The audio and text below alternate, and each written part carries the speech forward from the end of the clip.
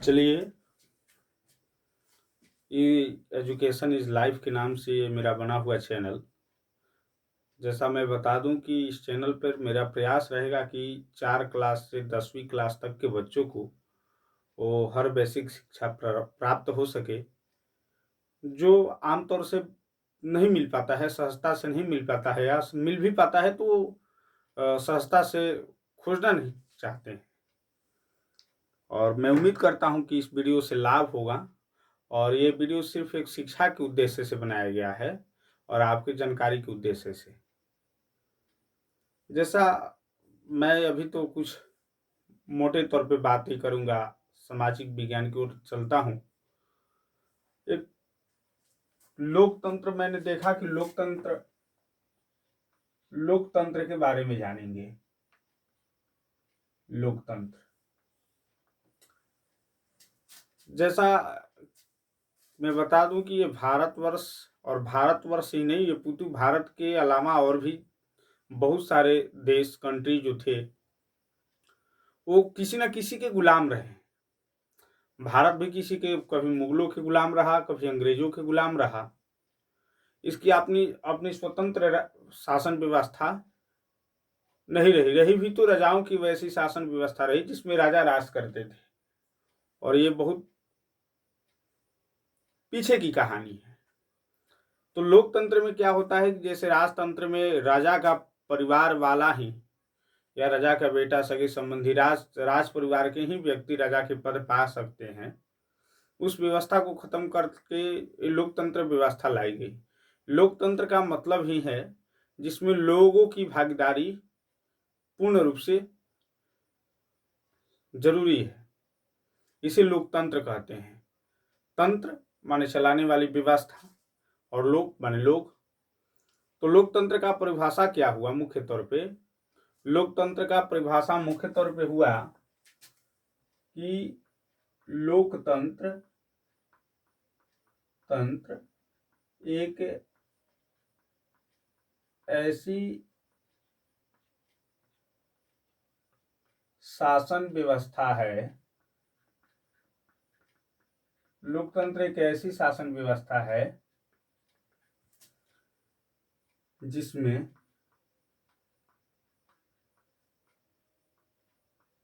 लोगों के द्वारा चुने गए प्रतिनिधि, लोगों के द्वारा चुने गए प्रतिनिधि लोगों के हित में शासन करते हैं।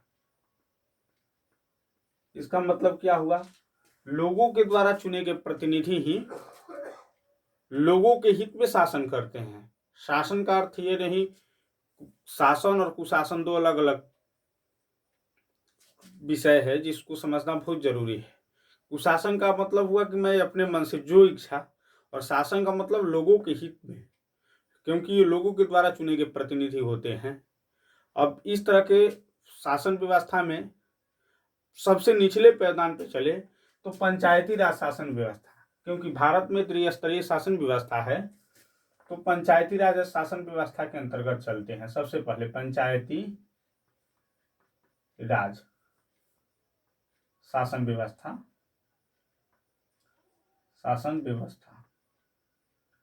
आज सिर्फ थोड़ा थोड़ा हम टॉपिक, केवल स्पर्श मात्र इसको करेंगे, और आगे तो जब क्लास चलने लगेगी तो विस्तृत जानकारी, हर एक टॉपिक, हर एक विषय और हर क्लास के टॉपिक के बारे में विशेष जानकारी हम लोग प्राप्त करेंगे। अब देखिए, मैं अपने टॉपिक पर चलता हूँ, पंचायती राज शासन व्यवस्था। तो पंचायती राज शासन व्यवस्था में कौन कौन से पहलू, कौन कौन से? लोगों की भागीदारी निश्चित है, जरूरी है। तो मान लीजिए प्रधान सबसे निचले पैदान पर यदि कहें तो वार्ड सदस्य होते हैं, प्रधान होते हैं। प्रधान यानी मुखिया, जिनको मुखिया के नाम से जानते हैं। पंच होते हैं, सरपंच होते हैं, पंचायत समिति होते हैं,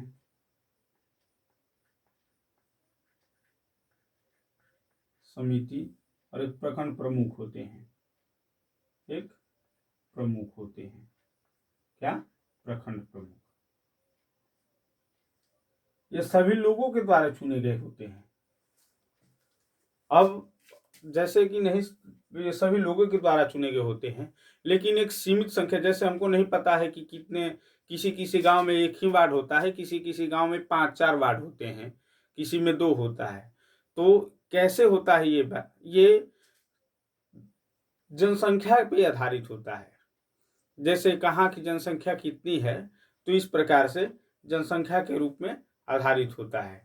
और लोगों के द्वारा चुने गए प्रतिनिधि कैसे चुने जाते हैं? लोगों के द्वारा। क्या लोग जाकर बोलते हैं? नहीं, सभी लोग इससे वाकिफ हैं कि लोग अपना मत देते हैं, मतदान करते हैं, मतदान। एक और अहम बात बता दूं कि मतदान का अधिकार भारत सहित बहुत सारे देशों में महिलाओं को पहले नहीं था, या वैसे वर्ग के व्यक्ति को जो सुखी संपन्न नहीं थे, गरीब थे या अशिक्षित थे, उनको नहीं था। इसके लिए बहुत संघर्ष किया गया, तब जाकर ये मत मिला कि नहीं, जो सुखी संपन्न नहीं है, जो सुखी और समृद्ध नहीं है, सुखी समृद्ध नहीं है, वो भी मतदान करेंगी। महिलाएं की भी भागीदारी होनी चाहिए, महिलाएं भी इसमें मतदान करेंगी। और जो पढ़े लिखे लोग नहीं हैं, अशिक्षित हैं, ऐसे तो अशिक्षा अच्छी बात नहीं है, जो अशिक्षित हैं वो भी इसमें मतदान करेंगे, क्योंकि उनका वैल्यू इस शिक्षा से क्रिएट नहीं कर पाते हैं, उनके मत से, चरित्र से। तो चरित्र, ये जरूरी नहीं कि अशिक्षित व्यक्ति का चरित्र खराब हो, कभी कभी शिक्षित व्यक्ति का भी चरित्र खराब होता है। हालांकि इस टॉपिक पर हम लोग वार्तालाप नहीं करेंगे, हम लोग पंचायती राज व्यवस्था के बारे में बात करेंगे। थोड़ा सा एक पहलू जान लिए कि मतदान करने का अधिकार सिर्फ और सिर्फ पहले सभी लोगों को नहीं था, सुखी समृद्ध और शिक्षित व्यक्तियों की ही था। महात्मा गांधी ने 1931 में यंग इंडिया पत्रिका के माध्यम से ये बोला कि वैसे व्यक्ति जो ये श्रेणी में नहीं आते हैं, उनको भी, सभी को सम्मान, मतदान का हक मिले। इसलिए बहुत सारा संघर्ष हुआ। 1902 में ऑस्ट्रेलिया में मिला, 1920 में अमेरिका, 1928 में इंग्लैंड, तब फ्रांस, भारत और बहुत सारे देशों में ये मतदान करने का हक मिला। इसी तरह मैं पंचायती राज व्यवस्था के बारे में यदि बात करूं, तो पंचायती राज व्यवस्था, इससे थोड़ा अगर ऊपर उठेंगे तो जिला पार्षद,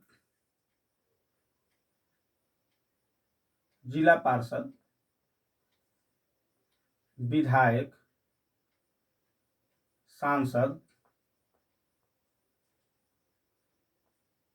ईटीसी सांसद हो गए, और सांसद के गठनों से विधानसभा, राज्यसभा में, और फिर मुख्यमंत्री चुने गए, फिर राज्यपाल चुने जाएंगे, फिर प्रधानमंत्री चुने जाएंगे, उनके गठन के बाद राष्ट्रपति का गठन होगा। तो ये सब सारी बातें हम लोग जानेंगे, पर कुछ मिनटों में हम लोग पहले जान लेते हैं, बिता देते हैं। आप लोग चाहे तो इसको नोट कर लीजिएगा। ये क्लास इसी विषय के लिए शुरू किया गया है कि कोई भी बच्चा समझे, रटे नहीं। रटा मरने वाली प्रथा खत्म और समझने वाली प्रथा शुरू हो गई। रटा नहीं मारना है, क्या करना है? समझना है। हमने लोकतंत्र का परिभाषा दिया और लोकतंत्र के बारे में समझाएं। थोड़ा थोड़ा टॉपिक समझेंगे, सारी टॉपिकों पे विस्तार से बात होगी। अब यदि हम किसी जनप्रतिनिधि को चुन दिए, अपने मनमाने ढंग से काम करने लगे, जैसे मुखिया होते हैं, बहुत सारे लोग क्या आरोप लगाते हैं, अपने मन से काम कर रहे हैं। कौन? मुखिया यानी प्रधान। तो उनके ऊपर भी शिकायत की जा सकती है। शिकायत एमएलए के ऊपर भी की जा सकती है, विधायक के ऊपर भी, सांसद के ऊपर भी, क्योंकि आप जनता के चुने गए प्रतिनिधि हैं। इसलिए जनता के हित में ही कोई शासन करेंगे, नियम लागू करेंगे। वैसे नियमों को लागू नहीं करेंगे जो संविधान को पूरी तरह से खंडित करे। आप भारत को अखंडित भारत के रूप में किस नियम को लागू करेंगे, या वैसे नियम को लागू करेंगे जिससे व्यक्ति के मूल अधिकारों का हनन न होता हो। कुछ नियमें ऐसी है जिसको लागू कैसे किया जाए, संविधान में उसका संशोधन कैसे होता है, ये सब हम लोग आगे जानेंगे।